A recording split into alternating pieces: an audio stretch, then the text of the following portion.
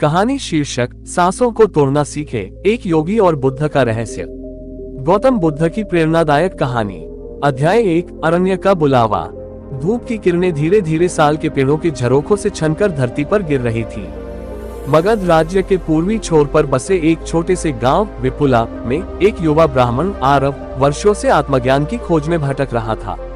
वह वेद, उपनिषद, योग सूत्र सब पढ़ चुका था, पर भीतर की बेचैनी कभी शांत न हुई।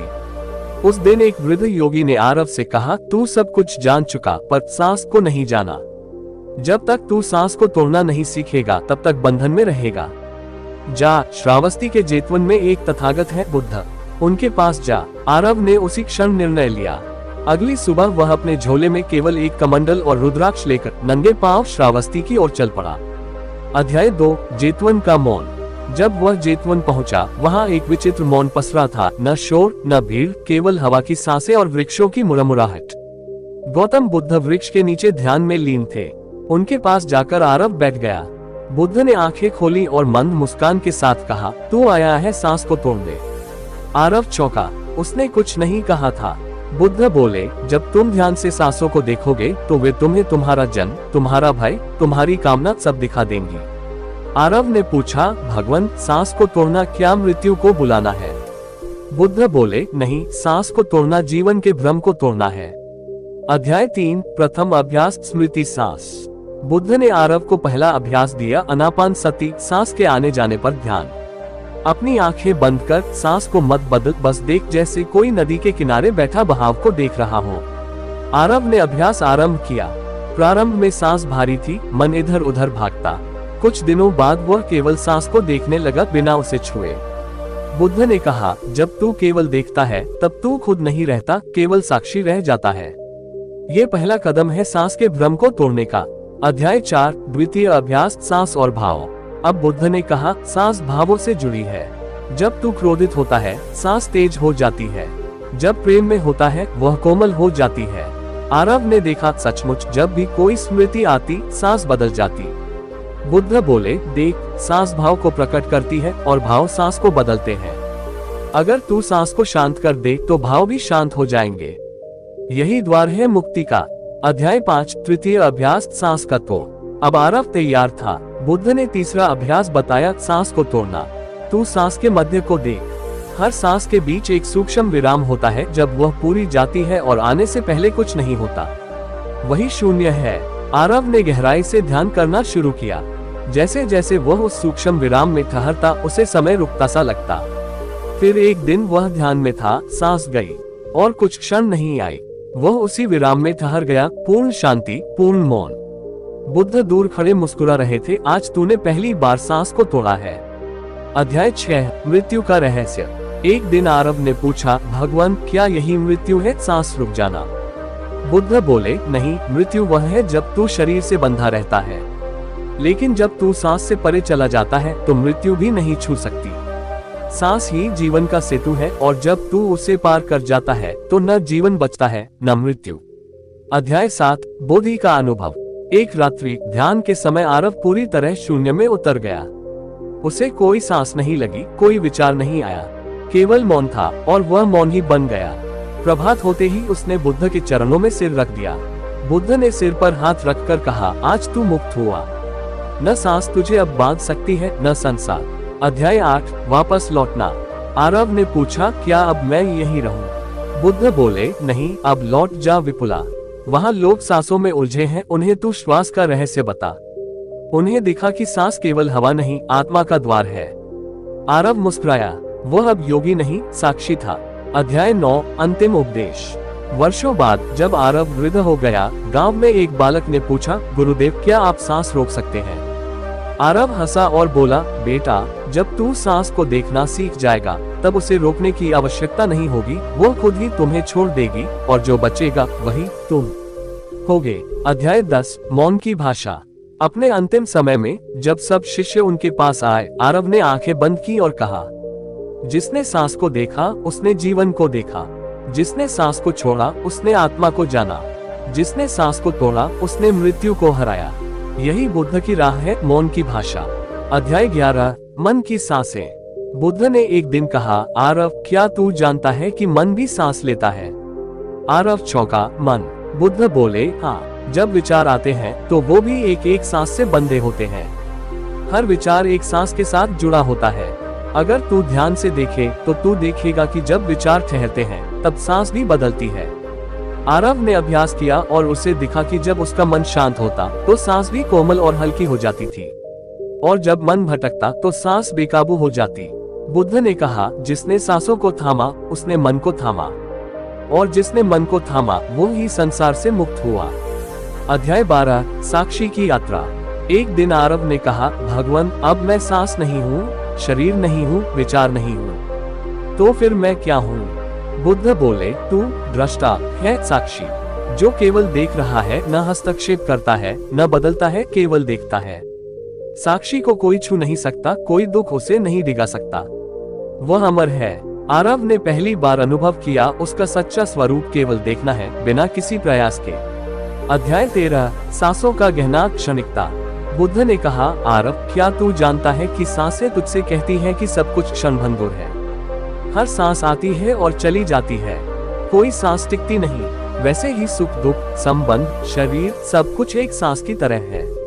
आरव ने इस सत्य को गहराई से अनुभव किया, सब कुछ क्षणिक है, और जो क्षणिक है वह दुखद है, जो दुखद है वो मैं नहीं हूँ। अध्याय 14, शून्यता का आलोक। अब आरव एक गहरी अवस्था में पहुंच चुका था।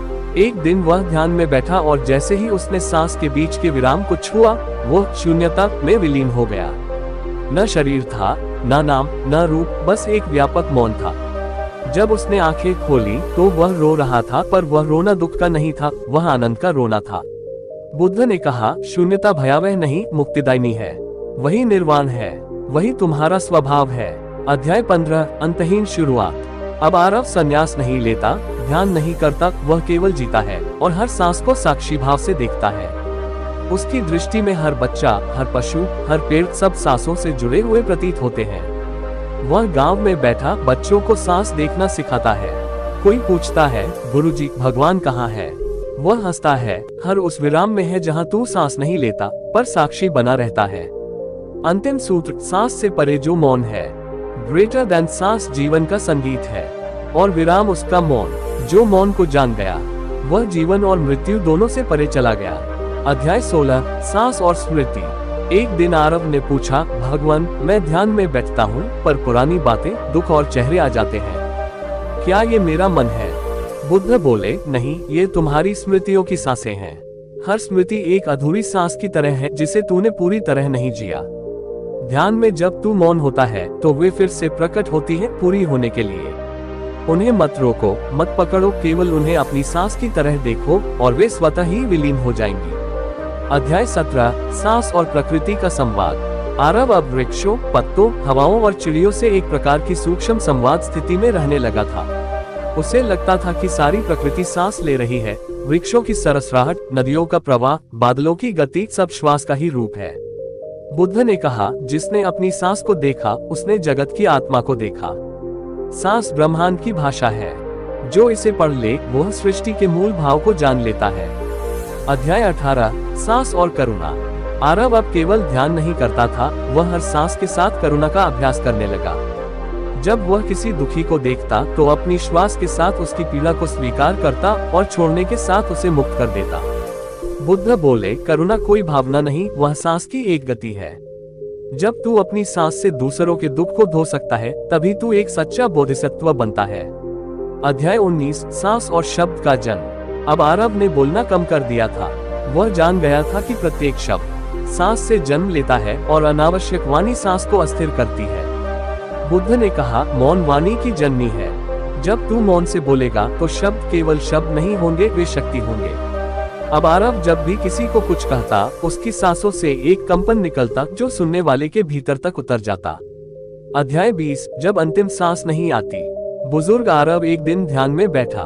उसके चारों ओर शिष्य थे, पर उसकी सांसें बहुत धीमी हो गई थी और फिर अचानक बिल्कुल रुक गई। शिष्य घबरा गए, गुरुदेव चले गए। एक बालक ने उनके कान के पास जाकर ध्यान से सुना और मुस्कुराया। नहीं, उनकी एक और सांस आनी बाकी है, लेकिन वह सांस इस शरीर में नहीं, किसी और जन्म में आएगी। बुद्ध के शब्द गूंजे, ग्रेटर देन, जो सांसों को पूरी तरह देख लेता है, वह उन्हें खुद चुन सकता है, कब लेना है कब छोड़ना है। वह मृत्यु को भी आमंत्रित कर सकता है और अमरता को भी। अंतिम अनुभूति। ग्रेटर देन, तू शरीर नहीं, सांस नहीं, मन नहीं, तू उस शून्य का भाग है जहां पहली सांस भी नहीं आई थी और अंतिम सांस भी नहीं जाएगी। अध्याय 21, सांस और जन्मों की स्मृति। एक दिन आरव ने ध्यान के गहरे क्षणों में देखा, वह केवल आरव नहीं था, वह किसी जन्म में एक सैनिक था, किसी जन्म में एक राजा और किसी में एक पशु। वह घबरा गया, भगवान ये क्या है? बुद्ध मुस्कुराए, जब तू सांस को इतना गहरा देखेगा कि वह तुझे जन्म से पहले के क्षणों तक ले जाए, तब तू जान जाएगा कि तू बार बार सांस नहीं ले रहा, सांस तुझे बार बार ले रही है। इसको जान लेना ही जन्म जन्मांतर की जंजीर को तोड़ना है। अध्याय 22, सांस और प्रकाश का स्पर्श। अब आरव की ध्यान की अवस्था में उसे केवल मौन नहीं मिलता था, एक प्रकाश प्रकट होने लगा था। वह कोई भौतिक रोशनी नहीं थी, बल्कि भीतर के अंतरिक्ष में एक दिव्य चमक, जैसे आत्मा का सूर्य। बुद्ध बोले, जब सांस पूरी तरह शांत हो जाती है, तब चित्त का आवरण हटता है और जो मूल चेतना है वही तेज बनकर प्रकट होती है। इसे ही बोधि कहा गया है। अध्याय 23, सांस और ध्वनि का मौन। ध्यान में आरव ने एक रात एक ऐसी ध्वनि सुनी जो कोई ध्वनि नहीं थी, कोई शब्द नहीं, कोई लय नहीं, फिर भी सब कुछ कंपन कर रहा था। वह बुद्ध के पास गया और बोला, यह क्या था? बुद्ध ने आंखें बंद करके कहा, वह ध्वनि नहीं थी, वह नाद था, जिसमें ब्रह्मांड की सारी सांसें विलीन हो जाती हैं और फिर पुनः जन्म लेती हैं। जिसने उस मौन नाद को सुन लिया, उसने सृष्टि के स्रोत को सुन लिया। अध्याय 24, सांस और निर्वाण का द्वार। आरव अब सांस नहीं लेता था, वह सांस में ही स्थिर हो गया था। वह न बैठा था, न उठा, वह केवल था। बुद्ध बोले, जब सांस केवल क्रिया नहीं, स्थिति बन जाए, तब व्यक्ति निर्वाण को छूता है। तब कोई अंत नहीं, कोई प्रयास नहीं, बस पूर्ण उपस्थिति। अध्याय 25, आखिरी उपदेश, एक सांस बाकी है। बुद्ध ने अपने अंतिम समय में कहा था, मैंने तुम्हें द्वार दिखा दिया, अब पार जाना तुम्हारा काम है। और उसी क्षण आरव ने आंखें बंद की, एक लंबी गहरी सांस ली और फिर एक लंबा मौन। शिष्य बोले, क्या यह अंत है? एक वृद्ध बोला, नहीं, यह एक ऐसी शुरुआत है जो हर उस श्वास के साथ दोहराई जाती है जो कोई ध्यान में पहली बार सचमुच देखता है। पूर्ण विराम। ग्रेटर देन, सांस नहीं छूटती जब जीवन छूटता है। जीवन छूटता है जब भ्रम छूटते हैं और भ्रम छूटते हैं जब तू पहली बार सिर्फ सांस को मौन होकर देख लेता है। अध्याय 26, सांस और कर्म की ग्रंथि। एक दिन ध्यान में आरव ने देखा, हर सांस के साथ एक भावना जुड़ी होती है, कभी मोह, कभी क्रोध, कभी वासना, कभी करुणा। वह बुद्ध से बोला, प्रभु, क्या यह मेरी ही सांस है या इन भावनाओं की? बुद्ध बोले, तेरे पिछले जन्मों के कर्म सांसों में ही गुथे हुए हैं। जब तू क्रोध में सांस लेता है, तब पुराने क्रोध के बीज पनपते हैं। जब तू शांत भाव से सांस लेता है, तब कर्म की ग्रंथि टूटने लगती है। जो बिना प्रतिक्रिया के हर सांस को देख सके, वही कर्म को भेद सकता है। अध्याय 27, जब मृत्यु सांस छोड़ती नहीं। एक दिन गांव में एक स्त्री रोती हुई आई, उसका पुत्र मरा पड़ा था। वह बोली, गुरुदेव, उसे जीवन दे दो। बुद्ध बोले, यदि तू ऐसे घर से राई का एक दाना ले आओ जहां कभी कोई न मरा हो, मैं उसे जीवन दे दूंगा। वह स्त्री दिन भर घूमती रही, पर हर घर में मृत्यु थी। शाम को वह मौन होकर बुद्ध के चरणों में बैठ गई। बुद्ध बोले, मृत्यु सांस नहीं लेती, न छोड़ती, वह केवल स्मृति को मिटाती है। पर जो जाग गया, उसके लिए मृत्यु भी एक बिना सांस की जागरूकता है। अध्याय 28, सांस और सेवा की लौ। अब आरव केवल ध्यान नहीं करता था, वह सेवा भी करता था। बीमारों को देखता, बच्चों को सिखाता, पशुओं को प्रेम से सहलाता। एक दिन किसी ने पूछा, क्या तू ध्यान छोड़ चुका है? आरव मुस्कुराया, अब मैं हर सेवा को सांस की तरह करता हूँ। जैसे श्वास आती है और जाती है, वैसे ही मैं कुछ लेता नहीं, बस देता हूँ, देता हूँ। बुद्ध ने कहा, जिसकी सांस सेवा बन जाए, वह जीवित बोधिसत्व है। अध्याय 29, सांस और विचार शून्यता। अब आरव ने देखा कि कभी कभी वह घंटों बैठा रहता, ना कोई विचार, ना कोई छवि, ना कोई स्पंदन, सिर्फ मौन, पूर्ण मौन। बुद्ध बोले, तू अब निर्विचार समाधि में जा चुका है, जहाँ सांस केवल शरीर में नहीं, पूरे ब्रह्मांड में फैल जाती है। वहीं ध्यान अपने पूर्ण रूप में खिलता है और वहां से ही ध्यानकर्ता भी मिट जाता है। अध्याय 30, जब कोई सांस नहीं लेता। आखिरी अध्याय। आरव अब बूढ़ा हो चला था, एक दिन वह शांति से बैठा जैसे बचपन में पहली बार ध्यान किया था।